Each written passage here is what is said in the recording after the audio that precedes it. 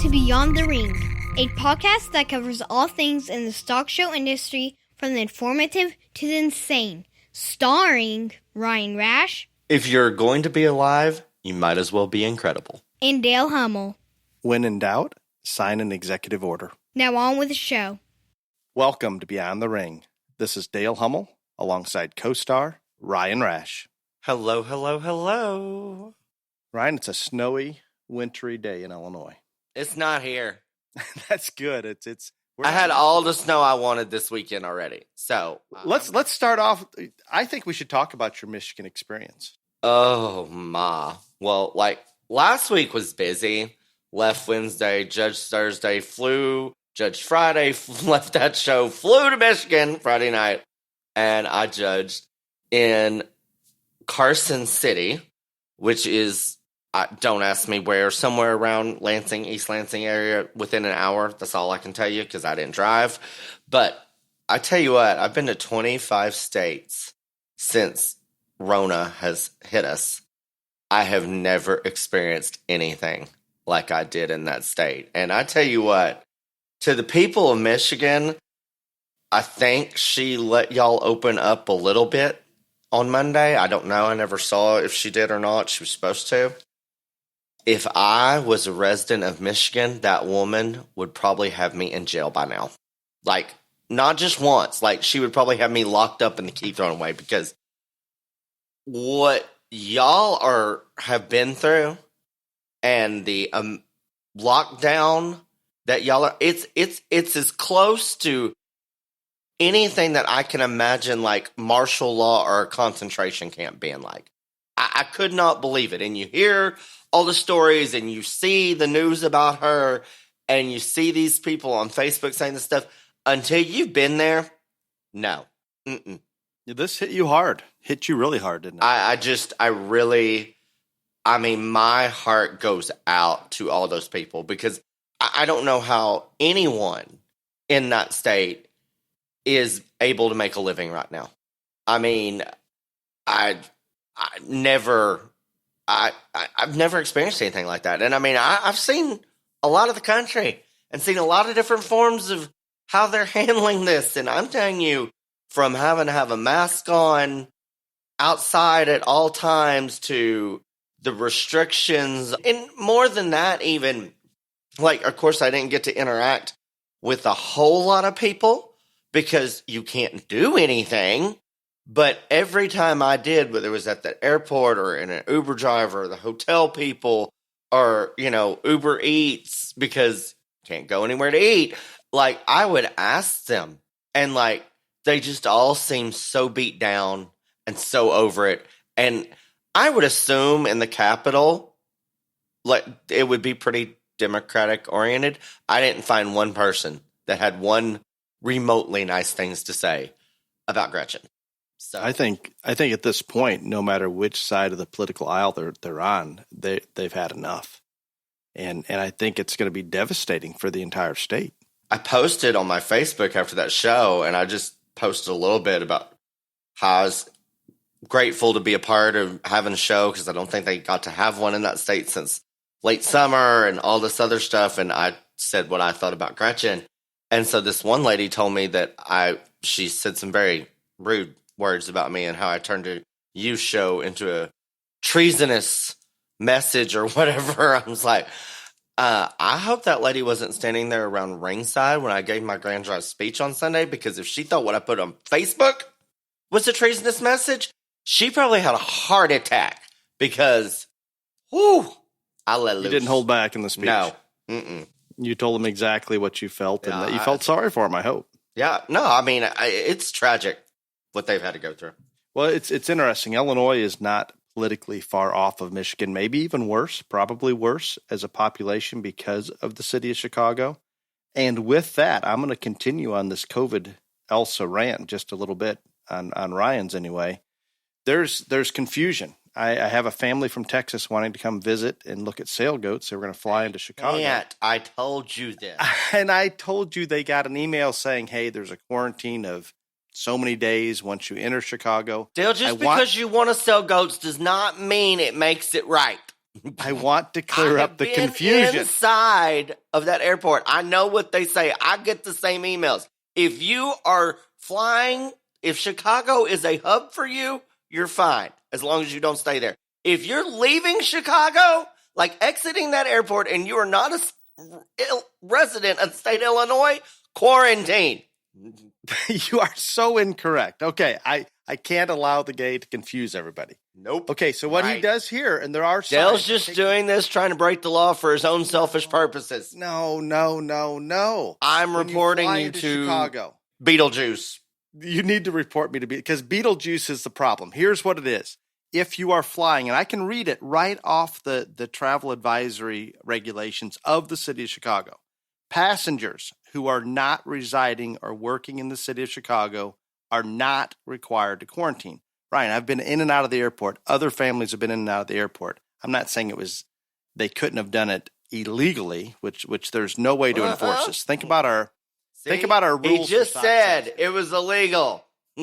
No, I read the statement. It's only the city of Chicago that you have to quarantine in. The rest of the state is not that way. We can come in and out of the state, and it wouldn't matter if you're a resident. If I go to California or Michigan or wherever and come back, it's no different than a resident from one of those states coming in. They're trying to prevent what they think this ridiculous ability that state lines are going to stop the spread of COVID.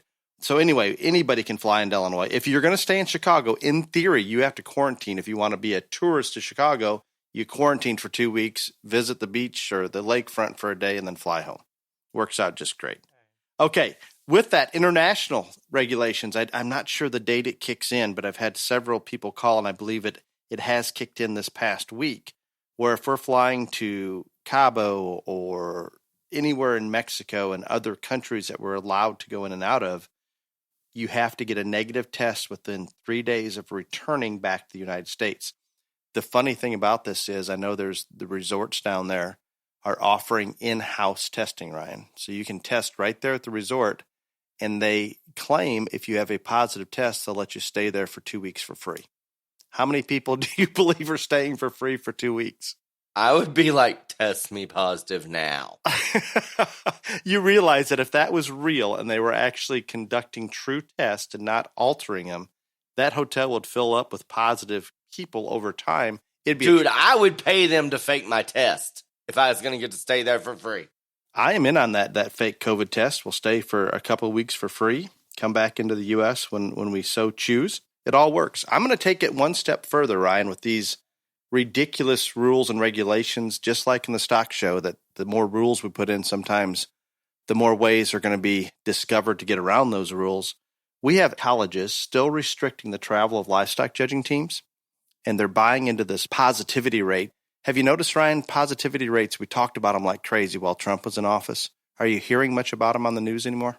No, but I also don't listen to the news as much anymore because Joe's an idiot. So I try to stay away from the news as much as possible. I'm still trying to stay tuned. I'm not hearing anything about it, but our college presidents and vice presidents out there seem to think that if your judging team is going to a certain town and that area has a positivity rate higher than where they're at currently, and just about every college town is higher than anywhere else unless they've already experienced herd immunity, which they won't accept or acknowledge.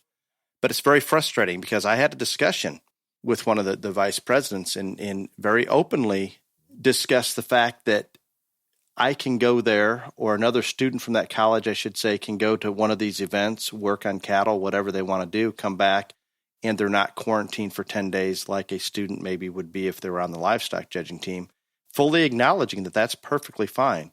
So to me, there is no practical application of what they're doing and what they're preventing these college students from experiencing. It's nothing more than setting what they would say is a good moral example for the college community.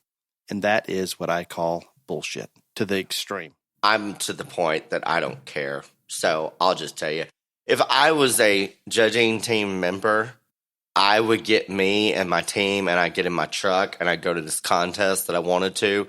And I would tell the school president or anybody else basically to kiss my ass because you only have 1 year. And everybody else is getting to go, so I'm going to go too. And so if you're a coach and you don't like me saying that, I'm real sorry, but y'all need to grow some balls and take these kids to these contests. And that's just all there is to it. Because just like you said, all these other people are going to these shows at those colleges, coming back, they can spread it, whatever. So they're only hurting this one small group of kids, and it is bullshit. But I'm also going to tell you something else on this. I don't like to admit when I am wrong, but I'm going to admit that I was wrong. And I would also like to state for the record, it's not very many times, but I was wrong about this. I thought if Biden won, that COVID would just disappear because the media would want everything to be, oh, he's doing such a great job and yada, yada, yada, and all this, that we want to hear nothing about this. It's actually getting worse. And the reason that I know it's getting worse is because now more places than ever, whether it's a restaurant or at the airport or all this other stuff, they're not making you yet, but they are asking you to be forthcoming with all this information for contract tracing. So it's getting worse. It is. And there's a lot of conspiracy theorists out there. They're wanting to dig deeper into our private lives. And I don't know. I'm not even going to approach that one way or the other. But you're correct, Ryan. And it looks like in the very near future, as soon as they have availability of the quick test machines at all the airports, we are all going to be required to take a COVID quick test prior to getting on the plane. That's not going to go well for what time you have to be at the airports, Ryan. You're going to have to now be there like 4 hours in advance, probably. Yeah, it's going to continue, and it is a sad situation. I'm going to take it a step further and look at the Chicago public schools. They are still closed. The teachers union is not cooperating in any manner, trying to get kids back into school. And this is a direct result of the liberal left push while Trump was in office to keep people out of school. Beetlejuice did not get that message that the continuation of school closings was strictly political. Chicago teachers are refusing to go back. I say fire them. Hire somebody with a bachelor's degree, somebody that has a desire to teach. I don't care who, but let's bring some in. One Chicago teacher a couple weeks ago is in Puerto Rico sitting poolside, tweeting on social media that she thinks that Chicago schools should close through the rest of the year, all while she's on vacation, not obviously concerned about COVID flying back and forth or anything like that. Where are they coming from? It's nothing more than taking advantage of a union that if they still get paid, they're not going to get fired. Why are they going to go back to work? Ryan, explain it to me. Well, obviously that one lady who I don't know who she is, but obviously she probably doesn't need to be teaching the children of America if she's stupid enough to be tweeting poolside. She talked a little heat over that one. About, keep the schools closed. Yeah, that's great. Yeah, have you seen this dance video that the teachers put out? A dance video. The teachers union puts out a dance video on social media. I don't know what it's some artistic expression of, we're going to go back to bullshit again. I call it ridiculous. I have no idea what they're trying to get across. I don't think anybody else does. But this is a joke. And this is what the Chicago Teachers Union and a lot of the things revolving around the Beetlejuice city, it just seems to continue to derail. And the rest of us in Illinois have to accommodate. Just love to blame Beetlejuice for everything. I am not a fan of Chicago in any manner, nor Beetlejuice. None. Zero. I'm out. I do agree with you that if they don't want to teach, fine. Get somebody in there that does want to teach. And, here's the bottom line. And, this is going to, because you got other stuff to talk about and we got a topic to talk about. Here's the thing. Again, I was wrong. Rona's not going to go away. And it's going to be here, and it's going to be like the flu. And there's already a different strain, just like there's different strains of flu. This is it, people. Let me tell you how this needs to work and how it's going to have to work. If you're afraid of it, stay your asses at home and let the rest of us live our damn lives. We accept the risk. We know what's out there. We know what can happen.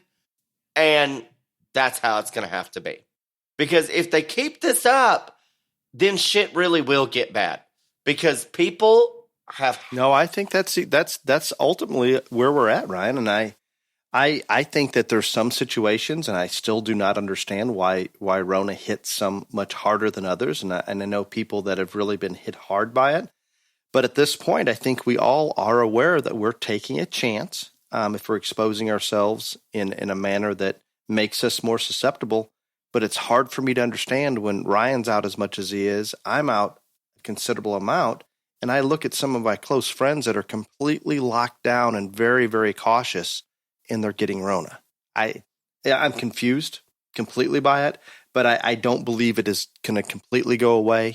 As we get more vaccinations, as herd immunity continues, it's going to get better, but we're going to have a strain pop up. We're going to have different things pop up, and it is what it is. We either continue on with our lives or we don't. And I don't want to put anybody in harm's way, especially the elderly or those with secondary conditions. I actually support putting more funding towards those specifically and probably less to the rest of it, because we won't need it if the world starts up again. Make your own decision whether you want to go out or not. Everybody knows the risk by now. It's up to everybody's decision. If you are high risk, stay at home if you want to. If you don't. I don't care. But, like, this can't continue at this rate. That's all I'm going to say. Our stuff that we don't want to happen in this country is inevitable. One last current event topic that I think we need to address. GameStop, Ryan. You buy any stock in GameStop? No, my parents play the stock market for me, so I don't know if they do or not.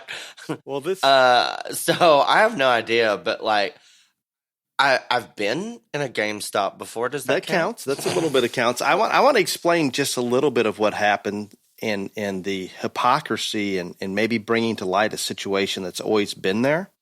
So we have GameStop in a situation where our large hedge funds on Wall Street have so much control and so many dollars at their fingertips that they can go a lot of different directions. And when they decide if a couple hedge funds are going the same direction, let's say they chose GameStop, which did happen, they're going to short GameStop to the point that they're selling so much stock, it's going to push that price down.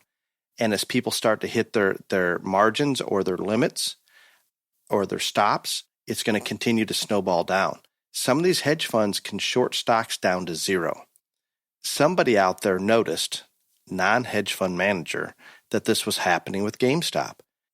So the independent traders get together on Wall Street Bets, a forum, and decide, okay, we can take the opposite side of this. If the funds are all shorting this, if we have enough buys on this to come into play to override those shorts, we can drive this price up and make money on it. So they're essentially doing what the funds have been doing for years, except they're doing it as independent traders. With that said, GameStop rose 8,000%. So those independents that all got on there and decided to buy that stock went way beyond the number of shorts that were out there from those hedge funds. Hedge funds are panicking. Everything's happening very quickly. Robinhood, along with other platforms, shut off the trading for some of these independent people. The only explanation that I can come into play is that they had pressure from Wall Street, so the hedge funds can either get out of their position or find a different position or slow it down, try to figure out what's going on. I cannot imagine how it can be legal for Robinhood and others to shut down. I believe it was the fact they can no longer buy. I don't know that they shut them down. They couldn't sell GameStop. Either way, interfering with something like that is unheard of. Can't happen. And it's also unheard of that those independent traders are finally fed up with the control the hedge funds have to push stocks up or down. They came in and they proved themselves. They basically said, piss off, Wall Street. We can do it as well. I don't know where it goes from here, but it certainly got the attention of a lot of people. And if nothing else, the fact that GameStop stock went up that high, it brought light to a situation that these hedge funds probably have more control than they should. Does that make any sense, Ryan? No, I get what you're saying, but like my whole thing is obviously this is not good in general, in either way. So what are they going to do? I don't know. I know the press secretary, President Biden's press secretary was asked that question. They said the FCC is going to look at it. They're going to do this. They're going to do that. I don't know, because I think you've unleashed a Pandora's box that in all reality has always been there. It just hasn't been publicized or attention hasn't been brought to it. It's simply hedge funds pushing things up and down, and whether that's a stock or even the commodities, it happens all the time. And I think maybe it's a good thing. I think we need to bring light to this. I don't know how to regulate it or control it. I mean, I think it's a good thing that it's come out and like people, were talking about it. But again, like I don't think that this is something that needs to continue. Probably it's not a good idea. Is what I'm saying. It's so going to cause a lot of... Your brother Joe and his administration and everybody need to figure something out here. 42 plus more this week. Executive orders are your president that you're giving a chance to will probably sign some type of executive order. He's about out of rope with me. I'm going to be real honest. About you have not surrendered that he's an idiot. No, I said he's an idiot. And I don't want to call our president. I'm going to take that back. I am highly disappointed. I do not agree with a single executive order. I do not agree the direction he's taken on any policy. I think it's going to set our country back as far as what Trump pushed us forward in 4 years. And I'm going to say as long as he's in office and Camel Toe doesn't kill him, and he's still going to be my president. But I did try to give him a chance, but I mean, he is rapidly at the end of his fraying rope with me. I mean, I don't think I've got much more optimism in it. The only thing that I will say that he has done that, and again, you're going to say, oh, that doesn't matter or whatever. He did agree to buy the vaccine so we can all be vaccinated by end of summer, and that's about all the good I can come up with. And any administration would have done that, no matter who was elected. No, actually, yes. See, Dale, you keep saying that, but he still had to do it. You're trying to tell me if Trump was in office, he wouldn't have bought. He already had bought how many vaccines in advance? No, I'm not saying that, but he still had to do it. He had no choice. No, if you do not remember, when he was on the campaign trail, sir, he said he wasn't going to be vaccinated. He didn't believe in all these vaccines and all this other stuff. So, yeah, he could have said no. Look at all the other stupid shit he's done. I mean, he could have said no. I guess. It's a problem. I'm having issues with it. I'm concerned for our country, and I hope that we can we have no choice. We're going to do the best we can. We're going to continue to plow forward. And I think we're going to see more independent thinking happening, kind of like what Ryan said on COVID. You either decide to get out there or you don't. And we're going to have to do the same thing in a lot of aspects. My advice to anyone that is up there working at the White House, I think that y'all have done a great job. He's practiced his signature enough for a week. How about work on shapes and colors? Maybe something else for the president to do, you know? And I don't even want to touch. Play with blocks. I don't want to touch on the amount of crap that Hunter's got away with. All these things that just continue to get covered up that I could spend hours on it, Ryan. It amazes me that we have what do we call it? It's not freedom of speech, it's freedom of reach. We're restricting freedom of reach, not freedom of speech in the major media. You think it's bad now. I mean, this impeachment trial is supposed to ramp up. God knows what he can get slid under while all the world's attention is focused on that. It's not going to go well. Are you ready for your main topic? Well, since it's my topic, but yeah, go right ahead. It is your topic. Mm-hmm. Ryan had the idea quite a while ago to throw out a topic that is as such. So you want to judge a stock show. Things to do and not to do. Ryan, take. Yeah, we get these questions. I mean, we've had this question a lot, and it comes from people all over, like kids getting off judging teams to people that, asking about how to get judges, where to find judges, all this other stuff. But and they say, well, how do you get your name out there, all this other stuff? But it's more than just getting your name out there and getting a job and getting the job. And so because nobody just wants to judge one show. They want to judge as many shows as they can. So I just thought this would be a good topic and talk about things, about what we think is good practices and not so great practices. Now, if you actually want to judge shows. I can be the example that I would be happy to take the Angus show in Palermo, Argentina, and call it good. I'll be done after that. There's the one show I want to take. Hey, if I could just judge Louisville on the green chips once, I'm not going to lie, I could die a happy person. So, I mean, I'm just saying, but I get it. But now, speaking of Louisville, this maybe falls into the current events. The Farm Machinery Show was canceled there, and that's a big portion of their revenue. So I'm concerned not necessarily for the stock show, but just the facility itself without some type of funding coming in to help bail them out. I don't know what financial status they're going to be in. I know that was a big deal for them. There's hundreds of thousands of people that would attend that show. It was huge. But back to the topic. I guess I can come at it from a couple different directions, and I think Ryan and I have taken different paths, obviously, and hopefully are in the same direction what we want to do for the industry, and we see a lot of things the same, but by no means did we get there coming through the same pathway. And I can be very open about my history.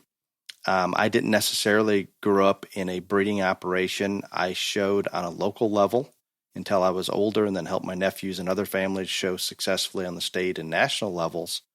But I didn't have a parent where we, like my children, where we go down to the barn and we look at livestock and discuss the good and the bad, discuss breeding decisions, or take my daughters with me to a cattle operation in another state, or all of those things that I think are so critical, and not critical, but so important in building and understanding how livestock are built, and the positive and negative traits that we're selecting for, and the various reasons we're doing so, because there's not one animal that fits in every operation across the country. So that is something that I took, and mine, and Ryan is going to disagree with this considerably, but a lot of my initial experience came through a national champion FFA livestock judging team, competing at the National 4-H contest, then at Blackhawk East, the University of Illinois, coaching for a couple years at the University of Illinois' livestock judging team, and then I believe 12 years coaching in the junior college ranks.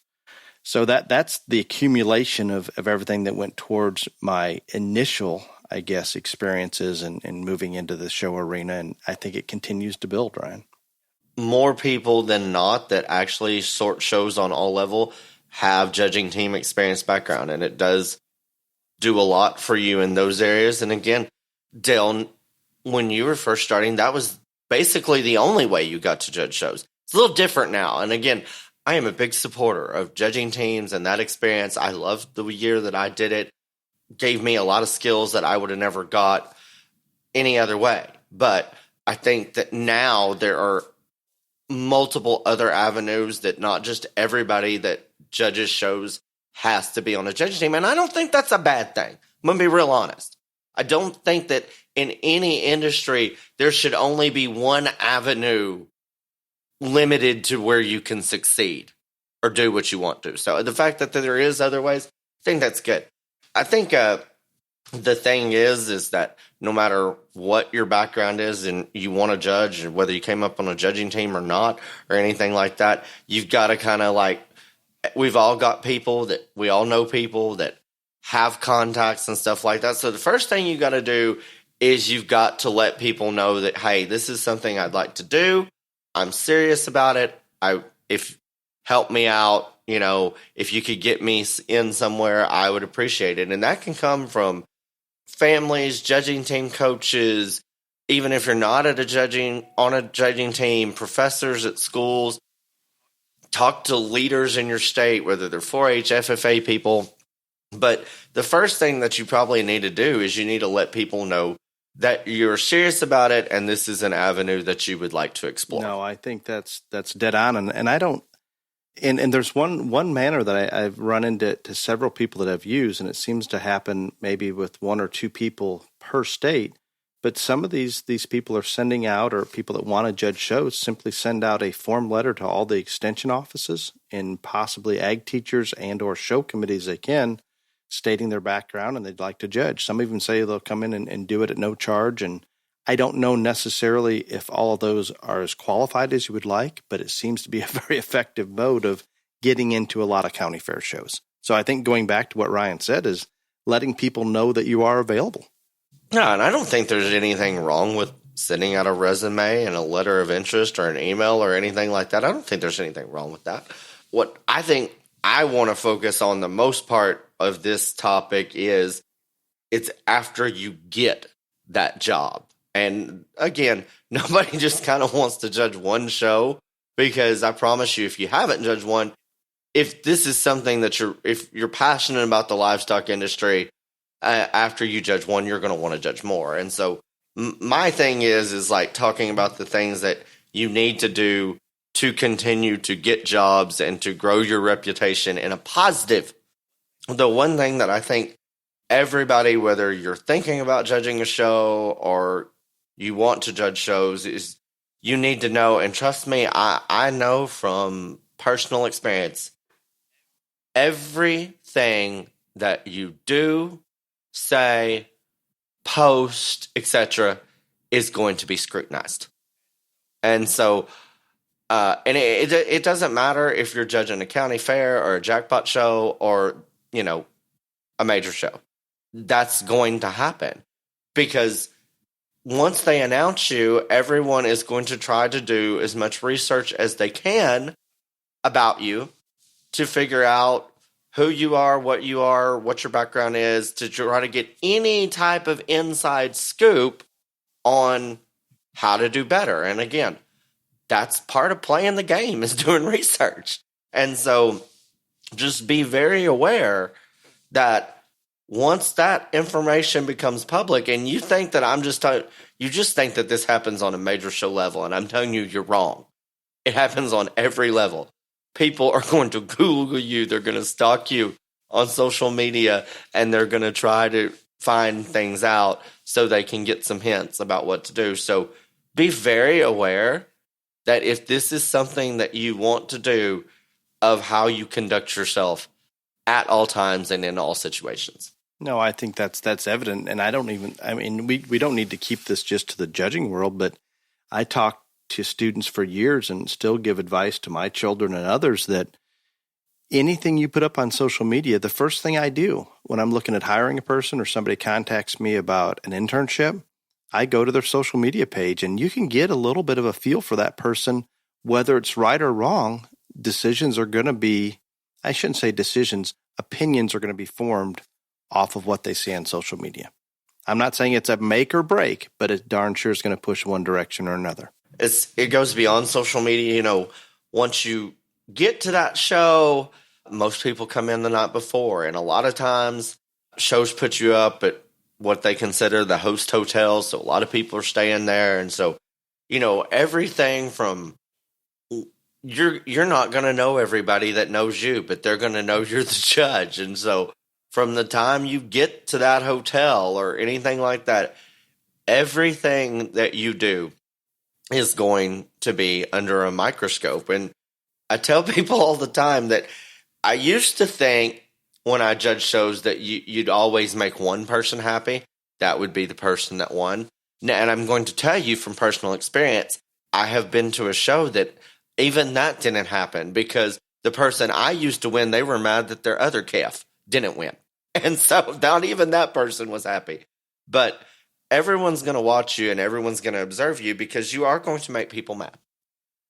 If you do something off character or whatever, then they can use that against you to prevent you from judging the next one. I'm a little different because I'm at the point in my career now that I tell people, I'm going to make my own travel arrangements. If you have a host hotel and they're giving you a special rate or whatever, we'll use that. And if I incur more expense at a different hotel, because I try to not stay right there in the thick of things, because even though I've got a very good, solid reputation about being not political in any way, same form or fashion, I'm going to go down in the hotel bar. I'm going to have a cocktail or two, whatever. And I don't want everybody and their dog right there on top of me. And so I try to avoid those situations if perfectly can, but you're not going to be able to avoid them all. I guess one of those things that a lot of the younger crowd and, do is if you're going to go out the night before and whatever, that's probably not the best idea to go out with people that are actually going to exhibit at the show, because even if they have the best one, somebody saw you, whatever, it's again about that perception. I'm not telling you that I don't go out before shows, but I do, but I've also been doing this quite a long time. I've got a pretty sterling reputation that I'm going to call a spade, and whoever has the best one, in my opinion, is going to win. So again, when you get to that point, you can make different decisions, but I'm just saying, first off, don't go out and get blackout drunk the night before judging a show. It's never a good idea. I don't care who you're with. I've had calls from superintendents, Ryan, and they talk to each other. there's some of the younger generation that'll go out and party pretty hard, and they simply don't wake up in time to get to the show on time. And that is as disrespectful to all of those exhibitors as anything I can think of. I don't know how many shows I've sorted. I've been late to 2.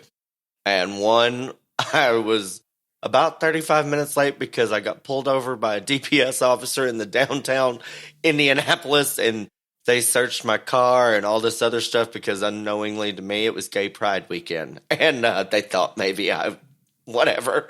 And then I was late to the show on Sunday because the roads were so terrible in Michigan. We were about 10 minutes late. But that's the only 2 times. But no, being late is not acceptable in any form or fashion. And again, a lot of people think that there's all these tricks to whatever that you can do. If you've been out really, really late and you've had too much to drink, people can tell. I don't care if you use Visine or whatever else. They're going to know. And so just don't do it. Save that for after the show. No, especially when you're trying to get started. There's going to be enough people throwing darts at how you place the animals and what you talk about in the ring. Don't give them more reasons.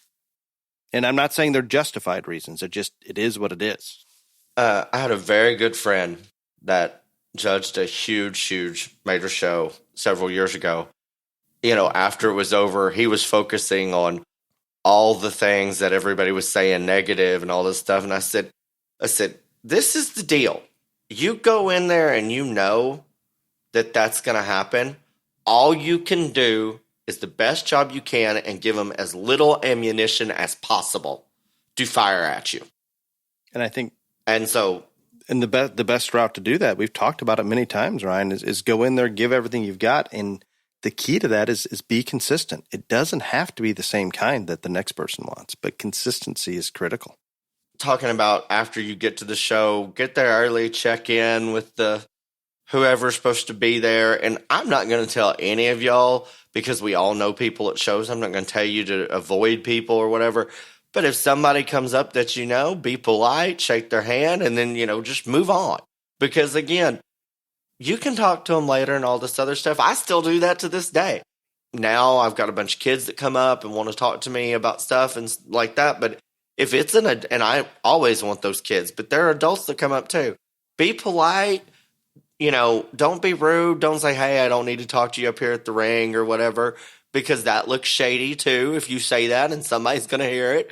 But be polite but concise, I guess, is the best way to do it. And then, after the show, if you want to stand around there and talk to people, I do that as much as I can until I got to get to the next one, because I'm open to people coming up and asking me questions about whether they're animal or why I did this. That's fine with me. Once you're in there, always be as professional as you can be. I tell people all the time, I don't understand why this isn't a thing. I don't get it. You need to say something to every single exhibitor that comes in that ring, whether it is, how are you, compliment them on something, just some one-on-one interaction with every single kid that comes into that ring. Because we all know, whether even at the jackpot level, the amount of time, effort, and energy it takes to get there to do that. And so those kids need to know that you appreciate them coming, you are glad they are there, and that you feel very honored to be able to be there in the ring and sort their stock. And the way you show that is treat them as a person and interact with them. And I think, Ryan, and you brought it out there, that little bit of communication. In some situations, whether because you have a mask on, there's going to be situations that makes it difficult, whether the show size is large and you're pressed for time. But especially those younger exhibitors, they really, when we're talking about some of those real young exhibitors, they don't probably care if that left hind leg isn't setting down quite right. But just a good afternoon or something positive is probably more important even than describing the good or bad to them. I don't care how big the show is, Dale. Every kid deserves to be talked to. I don't care if you're pressed for time or not. Every kid deserves to be talked to in the ring. But there's just going to be some situations that it's more difficult to do so, and you need to try to find that way to do so. And I think when it's goats or lambs, it's real easy. When you're handling them, it's pretty easy or even the steer shows. I guess the pig shows are the only ones where you don't get up close and personal without making a true effort to go search them out. When you're actually judging, a lot of times, unfortunately, and again, I'm not picking on kids that are younger than me or haven't done this as much, but there seems to be a trend now that it's one of two. A lot of times these things happen one of two ways. Either because it is inevitable if you look at social media, the internet, all this other stuff, you're going to see ones that have won and been successful and, all this. And so either they're scared to beat those or it's the opposite direction and they want to prove how smart they are. So they're going to beat an animal that doesn't deserve to be beat. And again, this isn't everybody, but this happens more times than it should on both sides. And I would say to you, just go out there and align what is given to you that day. And everything else that happened before or might happen after, it's that show that day, and you're the person that's making the decisions. Judge what comes before you in the ring and leave everything that happened outside of the ring out of the equation. I think that's easier said than done for some. I think that comes with experience, with confidence. Thinking for yourself maybe is a good term to put onto that. And you're right. I think it's inevitable with social media and the onset of how large that has grown and how much the stock show community and everybody uses social media. I think as we continue to see more of those things, Ryan, it's going to continue to be a factor, irregardless of what you or I say. And I really wish that it wasn't. I don't know how to fix that. I don't have a solution for that other than encouraging those young people to be confident in what they're doing. This is no different than when we have judges on a ring A and B and you're working ring side by side. It's inevitable. You're going to see or hear some of the things that are going on, but that really should not come into play. Unfortunately, it does. I think that experience and self-confidence, in fact, that people like different types of animals. There's nothing wrong with that, especially if you go out there and do it in a consistent manner and think for yourself. Use that confidence in the type of livestock that you like, the quality, the different things you put emphasis on, and run with it. Well, you bring up a real good point here, and this is something that I've been addressing here lately at shows. That confidence deal, if you aren't confident in your abilities and doing this, then you probably don't need to try to get to judge a show. And secondly, if you're asked, probably say, you know what, I just don't think that's for me. Because if you have to have a major source of confidence to get out here and do this, because all of us know going in that you're going to make more people mad than you're going to make happy. And if you're a people pleaser, judging stock shows is not the avenue you need to take. And we're talking about confidence. Some people have talked about how, and a lot of people are real positive about it, that I move real quickly and efficiently. And then some people that want to hate on me think that I go too fast. And I've just been saying here lately, if you don't know what you like and what you admire and love and hate in show stock before you get in that ring, you're not going to figure it out once you get in there. And so since I am supremely confident in what I like, yeah, that's why I can get through it efficiently, because I don't think it's hard and I don't complicate it. I can tell when they hit the ring pretty much which way that class is going to go down because I know what I like. And so if you don't have the confidence beforehand, either work on that or probably this isn't the avenue for you. No, I think that's good. And maybe even take it back a step. And if you're not overly confident, maybe turn down that jackpot show or that larger show, but accept that smaller county show that maybe won't have quite as many animals and not quite as, I guess, fast paced as some of the others. But there is no question that you need to have that when you step out there, or it's going to be a train wreck. It just is. there's ways to build your confidence in the ring. I mean, first time I ever sorted one, I was real confident in myself, but not as confident as I have now after 5 million later. But I'm not saying don't judge them at all, but just like you're saying, take some of the smaller ones and work up to that. But I will tell you, if you are somebody that wants to please people, that is like something innately in you, then this is not something for you. It's just not. Not gonna. And like you're not gonna want to hear. People aren't gonna want to hear that. I'm gonna tell you that's the truth. It just is what it is. And I think things we've talked about already that maybe prepare you and get your name out there to judge it. Being on a livestock judging team and going through that many workouts and that many contests, hopefully those things, as you progress and are able to see things differently, just as Ryan states, when they come in the ring, he pretty much sees the good and bad, whether he looks at them for 30 seconds or 10 minutes. It isn't going to change. And when you get to that point, when you can see those, and I think it's for most people, Ryan, not with your crazy ass, dysfunctional, overly functioning brain, but for most people, that comes with doing more of it, repetition and experience, which you can get through the judging team.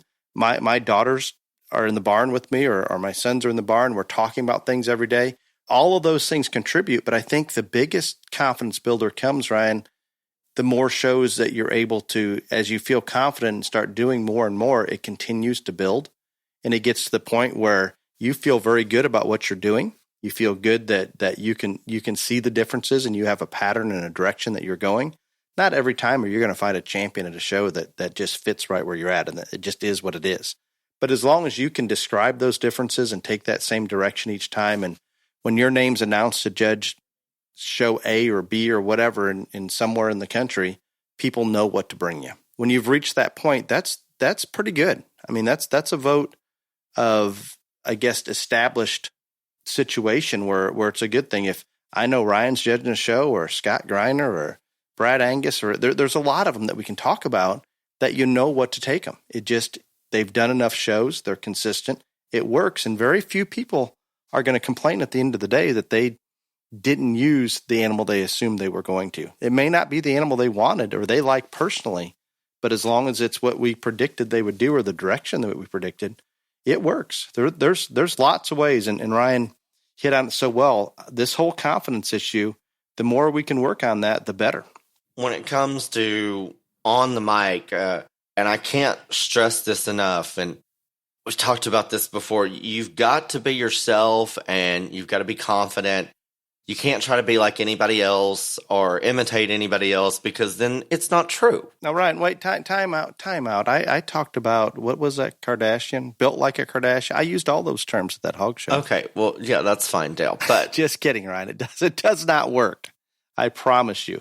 Definitely go back to what you're comfortable with. Yeah, you just got to be true to yourself. And I'm not saying a bunch of people try to use my terms or anything like that, but if I went out there and just tried to use some real formal, general, bland terms, it wouldn't work for me either, because I wouldn't have a good time. I would be worrying about, I don't need to say this because this is too out there, or all this other stuff. And so my concentration would be more on what I thought I needed to say instead of what actually was just going to come from within me.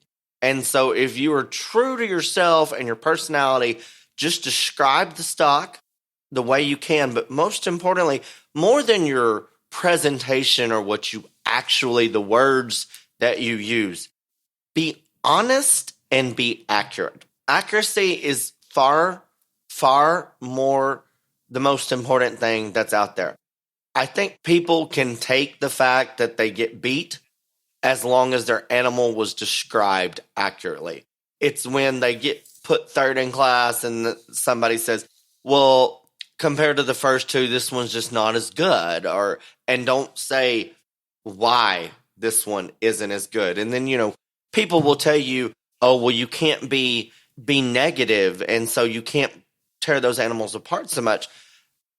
I'm telling you, I get increasingly negative on every single animal that I discuss, and if you don't, you're going to look dumb. But the first thing I do is I name something positive, and I can find something positive about every single animal that hits the ring. And so say the positive thing first, but if that animal is at the bottom of class of 8, I'm not just going to say, one thing bad. I'm going to have to say, this one's built the nearest from the ground up, has the most trouble in terms of being able to move, and needs more days on feed to be competitive. If I just said, oh, well, this is the lightest muscled one, out of 8, when I've talked 3 in front of it and given 2 negative critiques, you look dumb. So don't be afraid to say what's actually wrong with the animal, even at the bottom of the class, but list something positive first.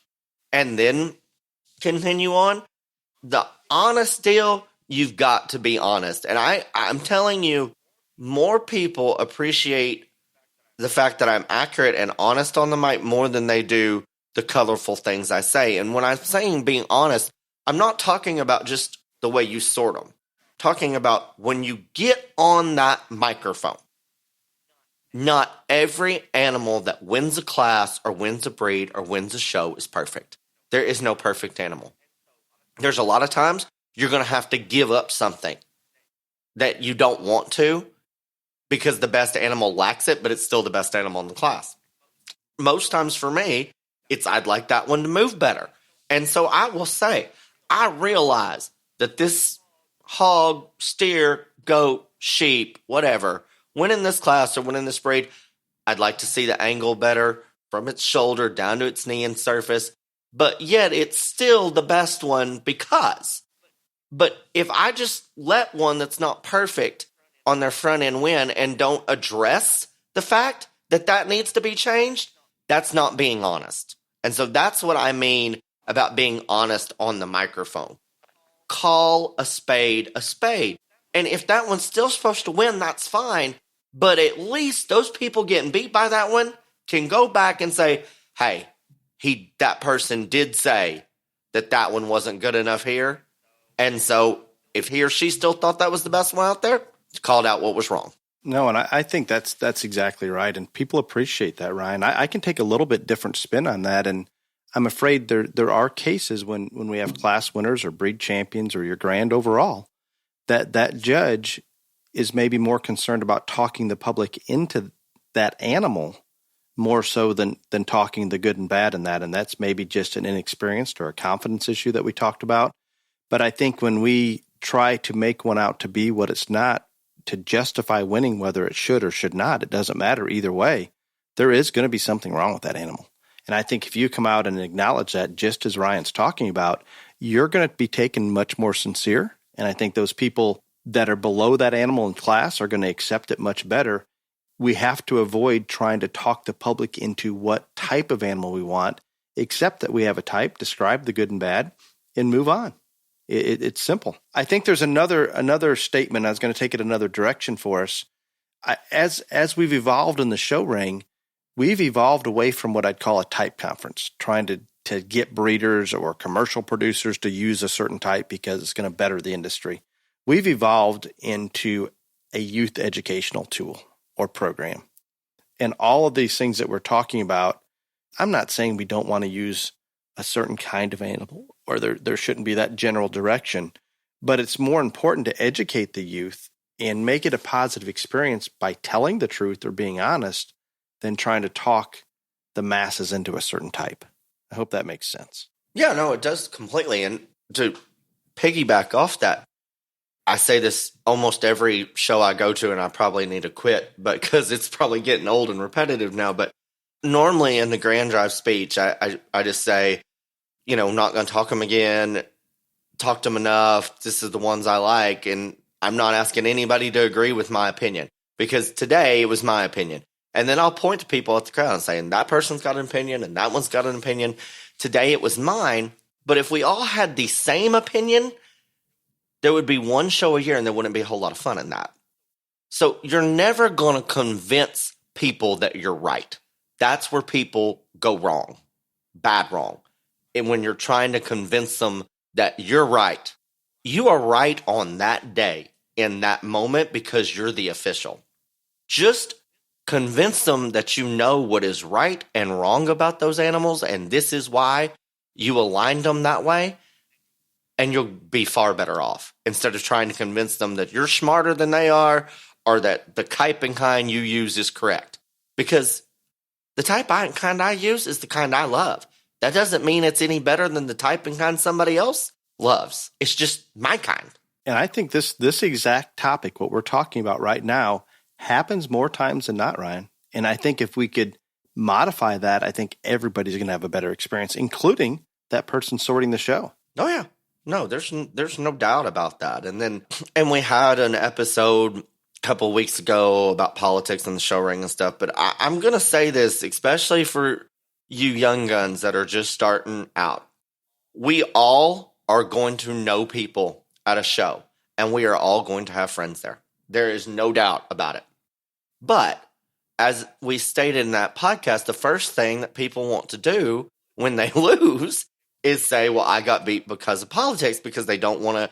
No one ever wants to admit they got beat by a better animal, or very few of us do. I don't know why that is a thing, but it just is. And so there are going to be times when someone you know or affiliated with has the best one. But you better make really, really sure, if you're a young judge, that is the way it is. Because if you do something that is even marginally suspect, that's going to get out there about you. I promise. I've seen it happen way too often. And not saying that animal couldn't be justified to win, but if you're close with that person, then call that animal for exactly what it is. Say what's right, say what's wrong, say why that one's going to win or not going to win, and you're going to be better off. Because I promise you, there are people watching, and in this day and age, it's not just those people standing around the show. More than half of these are Facebook Live or webcasts. So really, the eyes of the whole industry can watch you anytime they want to. And people forget that. They think, oh, well, we're just here at XYZ show, da-da-da-da. I promise you, I can't tell you the number of times somebody said, hey, you need to go watch what so-and-so did at this deal. You won't believe it. No, I think that is so accurate, Ryan. And it just, you've got to be careful, and more so when you're just getting started. And I'm going to bring out another aspect. I know we're getting a little longer on the main topic, but I'm going to use you as an example here. I don't know if I want to pick on your brain. Ryan has a brain that is over-functioning, and it works to his advantage and disadvantage. I think it goes both directions with him. I tell people all the time it's a blessing and a curse. So sometimes I think maybe Ryan is going to give a different view on something than what others would have or I would have and things like that. But he is in a situation, because of his passion for this industry, his willingness to spend time away from home. I think being single probably helps with that a little bit, Ryan, and maybe even wanting to get away from your parents once in a while.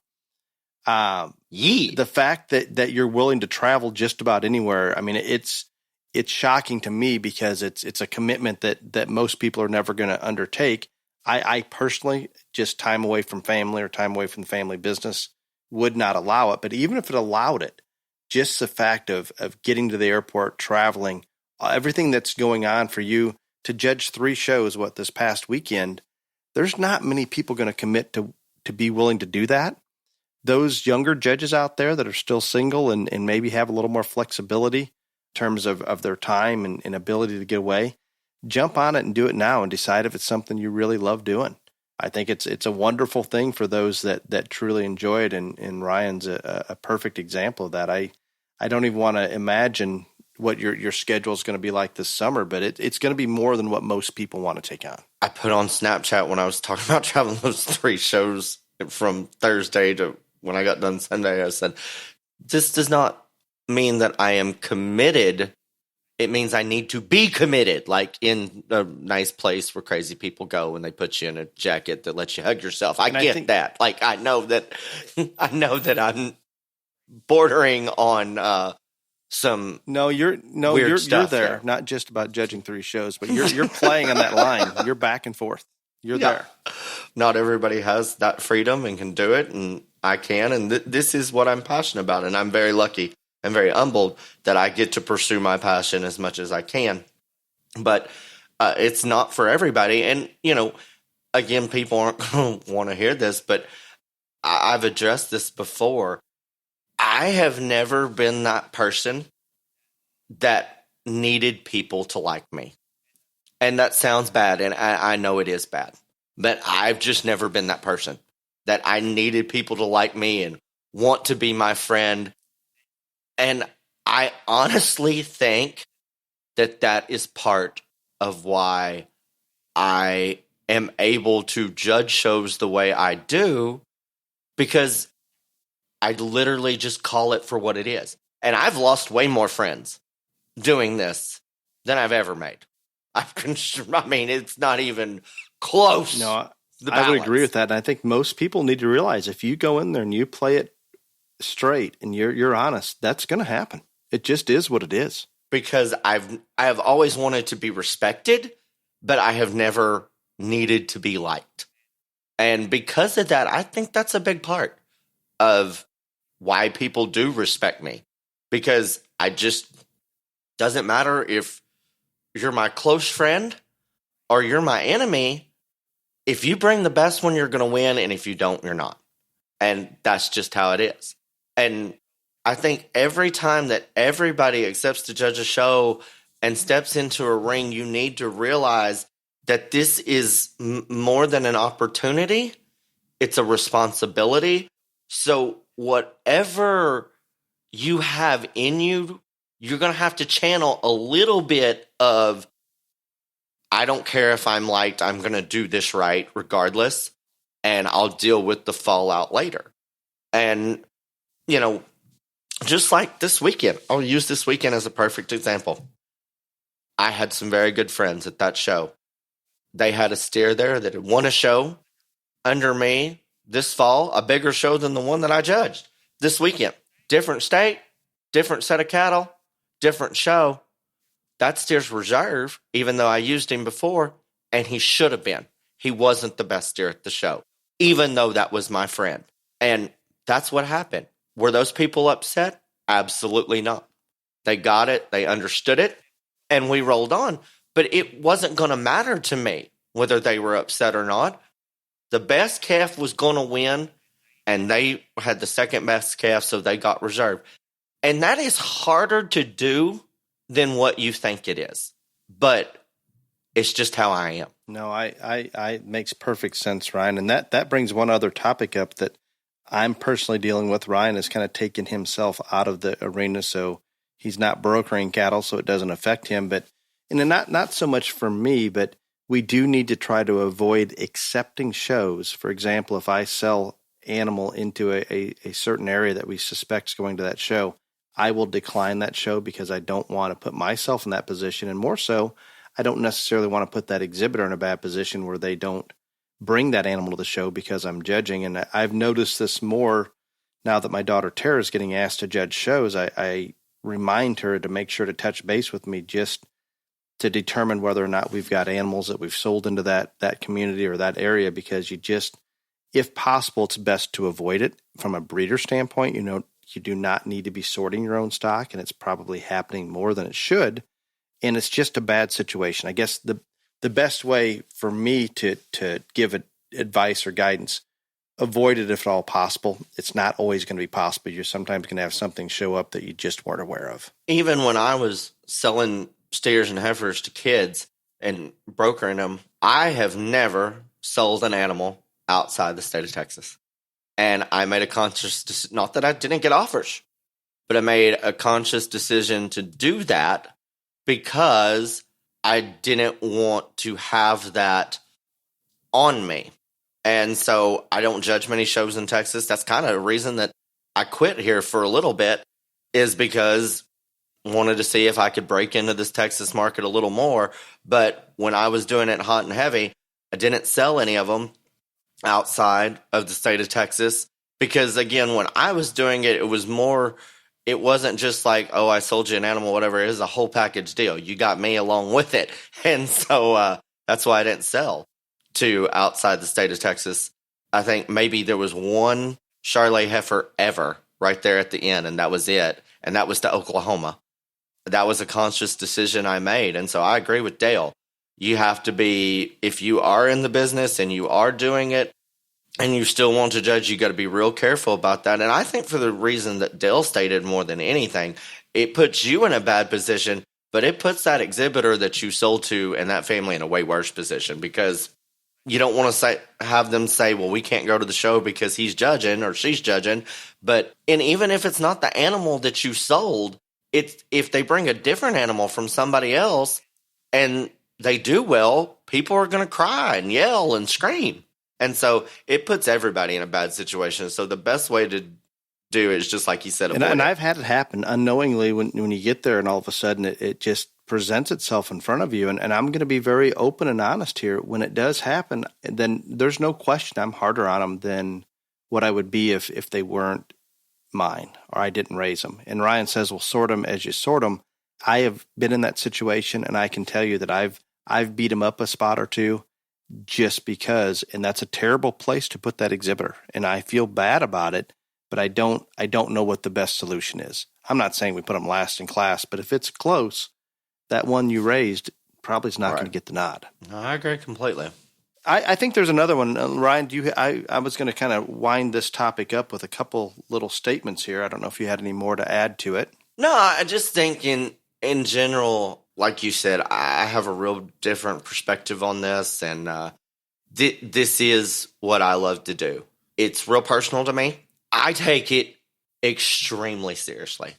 And like I said before, there are no small shows. There are only small-minded sorters.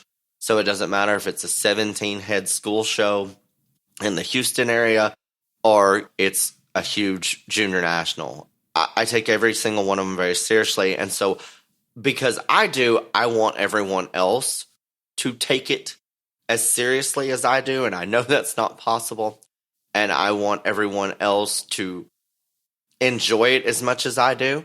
And some people that are very good at judging shows just don't enjoy it as much as they used to, or at all, some. And that pains me too, because I know there are people out there that would kill to have those opportunities and would enjoy it. But be good to those people that wanted and valued your opinion enough to show to you. Be honest and be accurate. And again, if you're worried about making friends or losing friends, this is probably not something for you. Again, I'm not trying to discourage anybody, but when you get a reputation and you do this as much as I do, and I'm popular, I'm not going to deny that I'm not popular, but I also worked for that very, very hard. And so when you get to that level, people want to tear you down, and people want to tear me down. And it's way easier to tear somebody down than to rise up to their level. And so that's what I want all of us to do that want to do this, is rise up instead of tear people down. Excellent comments, Ryan. And I think that leads us into the next thing. We always talk about, I believe in the county fair episode, we talked about helping the cause rather than just throwing darts at the county fair, but get on a committee and do things. Ryan, it's obvious that he's getting asked to judge shows. I get asked to judge shows. Ryan's not booked all the way through 2023, but he has plenty of them into 2022. I've got situations where I can't be away from home or choose not to be away from family at various times, so I can't do as many. I want to put it out there, and again, this is nothing necessarily planned, and we don't have this master list, but if you're on a show committee, we have been getting quite a few messages and texts and emails. Do you have any recommendations? If you can't judge this show, do you have a recommendation for me? And I used to feel a little uncomfortable with that. Initially, I would give out a lot of the former students' names that I've worked with on judging teams, and that worked out well. Once I stepped away from that, it became a little uncomfortable for me to recommend others because I'm putting my trust in they're going to do all those same things that Ryan's talking about. But don't be afraid. Those of you out there on a show committee, if you would like to send Ryan or I a text or a message on Beyond the Ring, whatever you want, if depending on the region that your show is, the level of the show, what you can pay in terms of somebody's expenses to come from across the country or a neighboring state or whatever it may be, we're more than happy if we cannot do it to give you a suggestion and try to match up somebody that maybe, if it's a relatively lower budget and you can't pay for a lot of expenses, somebody that's a little closer there that's qualified to do so. So please feel free to reach out. We may not always have that suggestion for you, but happy to help out in any manner. And I can assure you, we're not going to recommend somebody that we don't feel very comfortable with. And it may be a younger person that's in college or just off the college judging ranks. It may be an experienced, a kid that comes from an experienced breeding home. There's lots of different avenues that you can take. And Ryan and I talked about that earlier. And we're certainly not prejudiced towards one or another, but happy to assist and happy maybe to be a part of the solution and make some of those recommendations if you would like. With that, Ryan, you know it is your favorite time. Question and answer. Question and answer brought to you by Popejoy Livestock Transportation. Steven's getting wound up here to make trips to the West Coast and South as the sales season seems to start on the lamb, goat, and even on the pig side. So more trips coming available. Contact Popejoy Livestock Transportation if you need something from point A to B. The first question is kind of a long one, Ryan. You're going to have to focus in. I know you get distracted easily. Jill says, good evening, Dale and Ryan. I am so thankful for your podcast. I have listened to every episode except for last week's On My To-Do List Tomorrow. Your podcast is often brought up in conversations with our livestock friends. We especially enjoyed the episode on county fairs. Great stuff in that one. That is what I'm writing to you about. You mentioned for listeners to find someone on one of the fair committees to help a solution to an issue, not further the problem by complaining about it to Betty Lou down the other side of the aisle. Well, I'm a member of one of those committees. Last year we had a 3-species market animal show and livestock sale. Because our county fair was canceled, this came into play. We had members of collegiate judging teams judge our shows, one for each species. These young adults did a fantastic job. The exhibitors and parents were very, very pleased with all 3 individuals. With that being said, we're thinking about continuing this in the future with our fairs in regards to hiring livestock team judges. I do not think this is being done, and I would appreciate your opinion or love your opinion on the idea. We want to help not only the youth in our county by giving our time to the projects, but we would also like to help young adults that are passionate and current in the show stock industry get started into their judging career. Thank you for giving your time to your listeners every week. I think this fits right into our topic today, Ryan. Yeah, no, and I think that's a good idea, and I'm glad that you actually did a nice job picking a question, Dale. I can't believe it, but because it brought something to my attention that I forgot to talk about in the main topic. I think that's a very good idea on county fair level, getting kids that are close or off judging teams to sort those fairs for a multitude of reasons. Number one, they probably haven't got to do as many, and they will be more excited, more enthusiastic, and that parlays into them working with those kids and having a better time with them out there in the ring. The one thing that I would caution on anybody that wants to do this, and also people accepting it, this particular instance, they had 3 different people do it, and so they probably played to what their talents and backgrounds were in each individual species. And that's something that I forgot to bring up on the regular topic.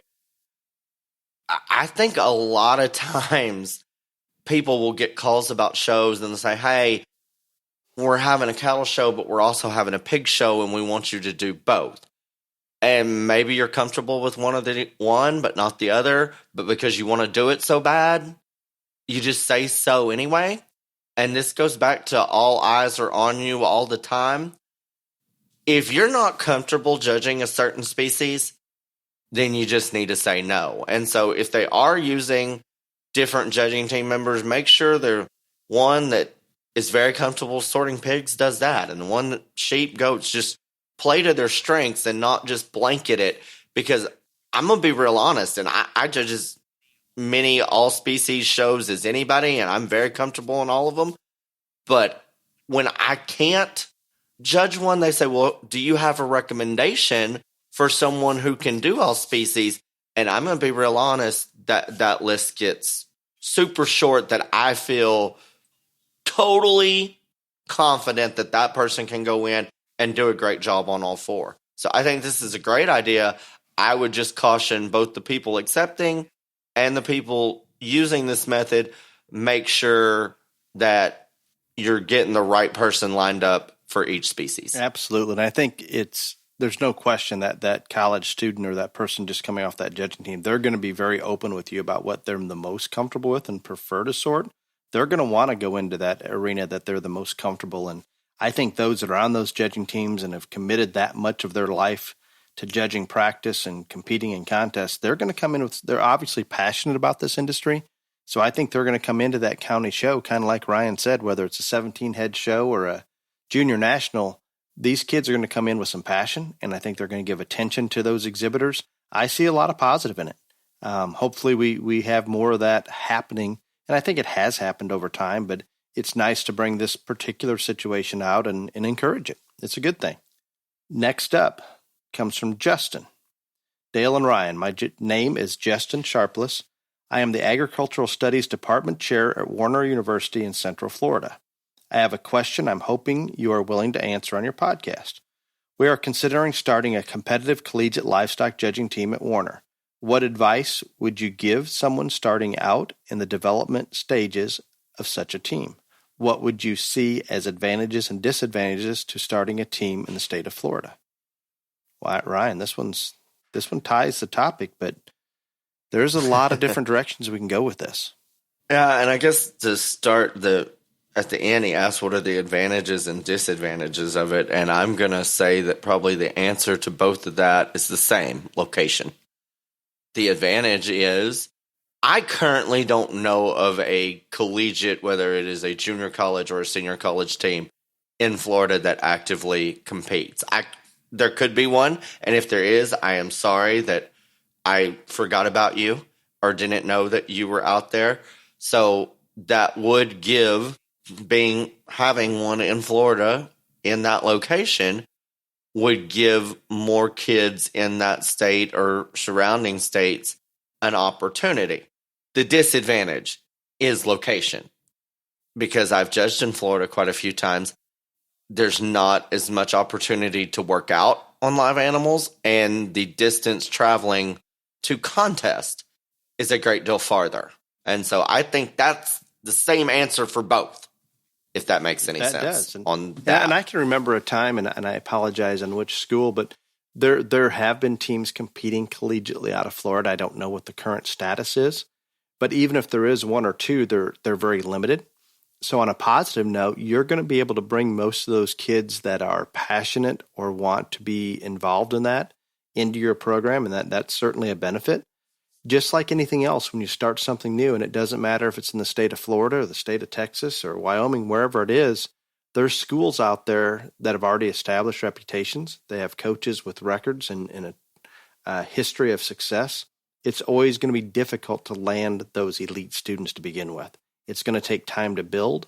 It's going to take a budget, especially in Florida, to travel to those contests, that if you're willing to commit that budget, I would say possible to bring in a graduate student from a cost standpoint that works, an enthusiasm standpoint that works, rather than hiring somebody immediately just as a full-time coach / teacher or instructor.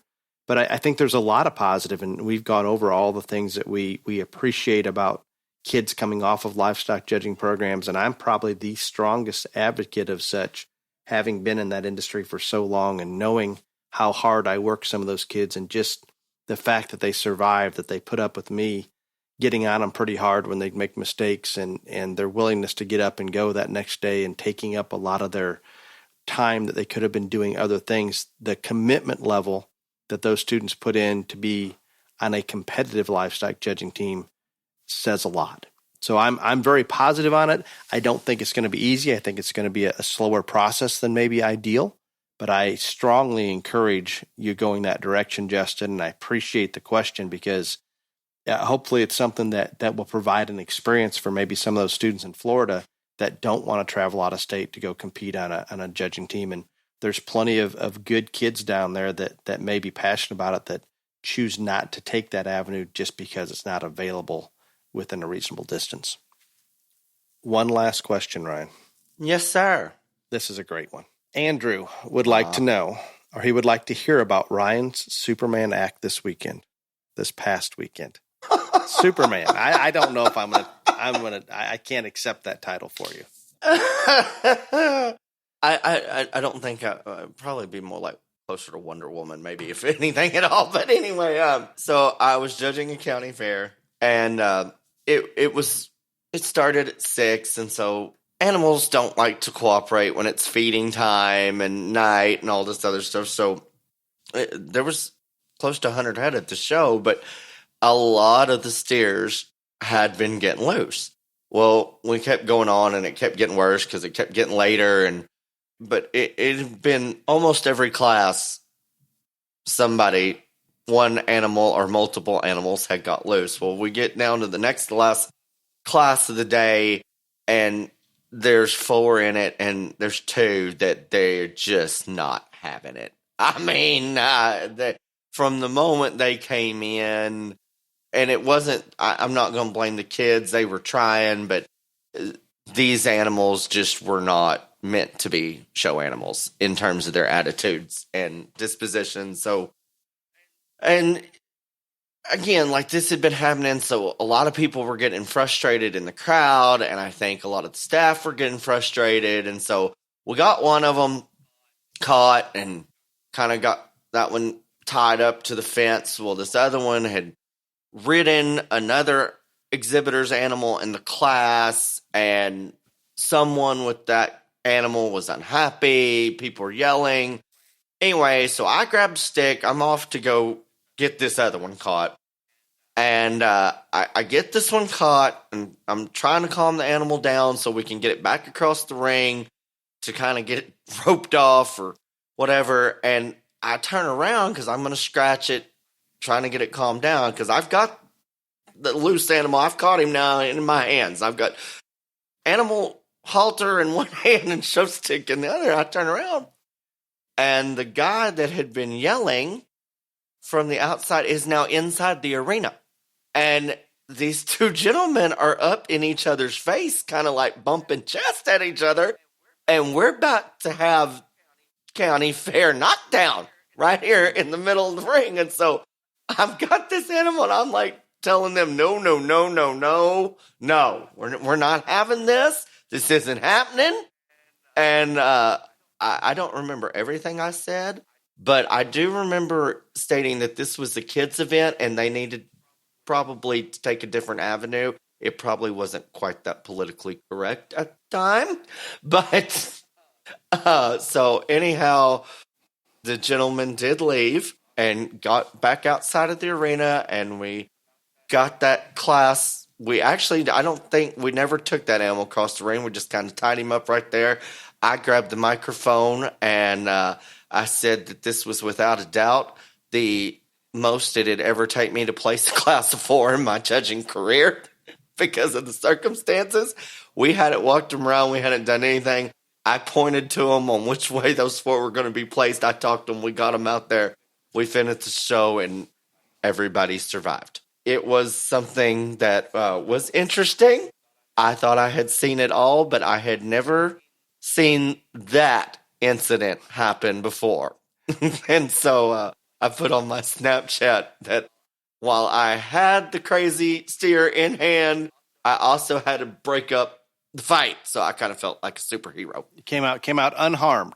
And I did, yeah. Nobody got harmed. I think not even the animals. I think they were scared of the gay superhero. I think that's it. I'm telling you, people don't realize this, but like, I'm not telling you that I'm a fighter, but I can get really butch at times because, like, when you have gone through everything that I have gone through in my life, you have a great deal of rage pent up in you. And so when it gets released, it's not real pretty. I try to remain pretty while it's happening, but yeah, so I have had more than one person told me when they have seen me go to that place that I scared them. Well, I'm glad you were able to get it back under control, and you didn't talk about this in the main topic for those that want to judge shows, how you have to interact in situations like this, but we're going to assume this doesn't happen very often. No, not always. I mean, this is the first time I've had to break up a fight in a show ring. I will say that. Well, Ryan, I appreciate your input today. Until next week, Be safe. Y'all come back now, you hear?